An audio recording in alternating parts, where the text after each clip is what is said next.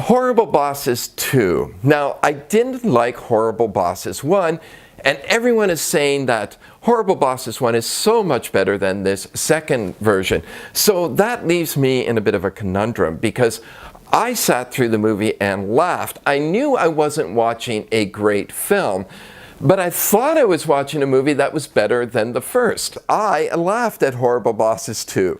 I actually thought it was kind of amusing. It brings together that same gang, Jason Bateman, Charlie Day, Jason Sudeikis, and they do that whole antic thing where they have to get back at their boss. And their boss this time is Christoph Waltz, who is clearly slumming it since his work with Quentin Tarantino.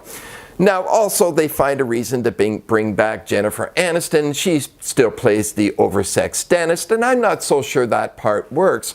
But what does work is that these three guys play off of each other very well. Now, I'm careful not to read a whole lot into it, because I'm afraid if I read any interviews, they're going to say, we based our characters on the Ritz brothers, or the Marx brothers, or the Three Stooges, which would be wrong, because these characters don't quite add up to that kind of level of comedy.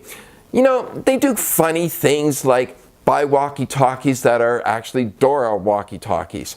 They do things like use markers on a board with their plan detailed that they can't rub out.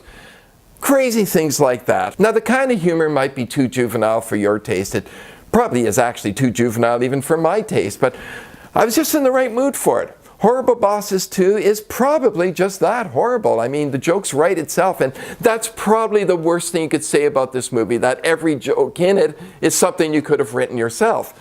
However, since I think I can be quite funny and write good jokes, I wasn't disappointed.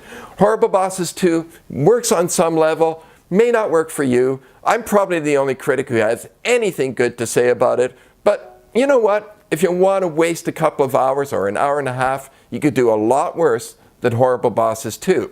Like, let's say, Dumb and Dumber 2.